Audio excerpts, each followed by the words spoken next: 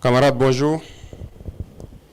Nous sommes le 1er avril aujourd'hui, qui marque donc le début du deuxième trimestre de l'année 2025 et bien sûr donc la fin du premier trimestre. Et je suppose que tous les chefs de bureau, chefs de service ont pu faire le bilan de ce premier trimestre et aussi se donner des perspectives pour le deuxième trimestre. En tout état de cause, je pense que l'idée est de se sacrifier, de toujours donner le meilleur de soi-même pour donc le bonheur donc de notre peuple et pour que notre patrie puisse rayonner.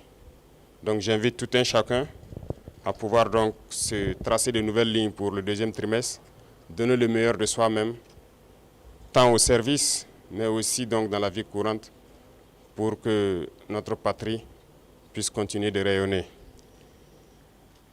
Quant aux différentes forces combattantes sur le terrain, je tiens à les rendre hommage ici pour l'exceptionnel travail qui a été fait tout le long donc, du trimestre passé.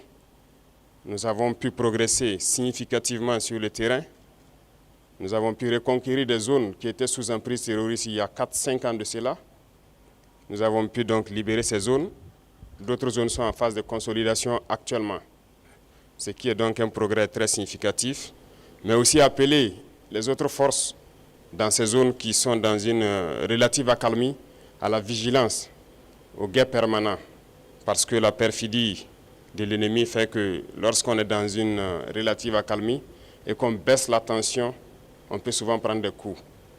Donc c'est inviter donc tous ceux qui sont en posture de sécurité relative de pouvoir toujours être vigilants et ne pas se faire surprendre. Et aux autres forces vives donc de la nation, c'est inviter tous les travailleurs à redoubler d'ardeur pour que 2025 soit une année donc couronnée de succès à tous les niveaux. Et quant à la masse populaire, j'inviterai les gens donc à la vigilance, parce qu'aujourd'hui, plus que jamais, les apatrides, les ennemis de la nation sont très actifs, et vous pourrez le constater. Du côté de la lagune, ils sont réunis depuis plusieurs jours. Leur objectif, c'est de faire vivre au Burkina Faso les événements de 87. Mais oubliant donc que les époques ont changé et nous sommes sur le pied de guerre, nous les attendons de pied ferme, leurs mercenaires et leurs actions. Et je tiens à le dire, nous serons impitoyables. Ils peuvent continuer à rêver, mais le Burkina va poursuivre. Et c'est pourquoi, depuis Zignaré la dernière fois, j'invitais tout un chacun à être très vigilant, à ne pas céder à la manipulation. Comme vous pouvez le constater, leur action se résume à la désinformation, la manipulation, la subversion. Il faut que tout un chacun puisse donc rester serein avec l'objectif en face pour ne pas se laisser détourner. Parce que nous serons aussi sans état d'âme pour ceux-là qui vont se laisser manipuler.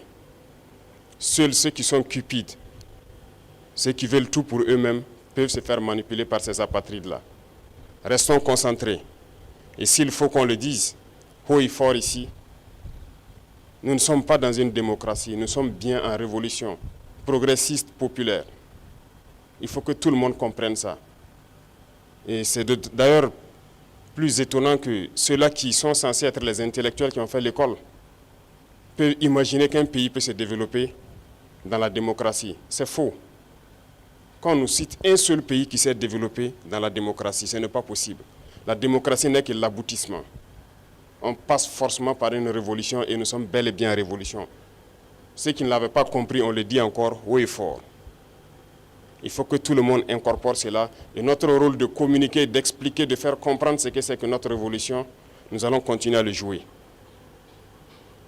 Donc, cette question de démocratie ou de libertinage, d'action ou d'expression, n'a pas sa place. Je l'ai dit une fois, autant que vous pensez que vous êtes libre de parler et d'agir, l'autre est libre de parler et d'agir également. Et là, nous aboutissons à une société de désordre. Et comme d'ailleurs, ça tombe bien que nous sommes en pleine célébration des journées patriotiques, le thème est d'ailleurs l'ordre et la discipline. On ne fait pas de révolution dans le désordre. C'est impossible. Et l'ordre, nous allons faire régner l'ordre et la discipline pour que nous puissions progresser. Parce que les réformes sociales, économiques, politiques, idéologiques ont besoin d'ordre et de discipline. Et tout un chacun a son rôle à jouer dans cela. Donc, appropriez-vous la révolution, parce que beaucoup de gens, depuis 2 ans maintenant, ont embarqué dans le bateau par opportunisme. Mais nous sommes en train de surfer sur des vagues géantes. Nous sommes dans la tempête, nous sommes dans des vents de face très forts. Et ces gens-là, ils ne pourront jamais rester dans la barque. Au fur et à mesure, ils vont tomber à l'eau et vous les verrez. Mais nous allons poursuivre, parce que notre objectif, c'est de trouver les eaux calmes et de pouvoir naviguer. Lorsqu'on va quitter la tempête, sur les eaux calmes, je pense que nous allons surfer sans problème. Donc, invitez tout le monde à la vigilance, parce que l'ennemi sait recruter, et il recrute encore des traîtres. Pas plus qu'il y a quelques jours, des traîtres ont été arrêtés. Et qui j'appelle traîtres? C'est ceux-là qui sont parmi nous, qui continuent de travailler, d'être des agents pour des ambassades de pays impérialistes implantés au Burkina Faso. Certains ont été arrêtés et nous poursuivrons pour démasquer d'autres.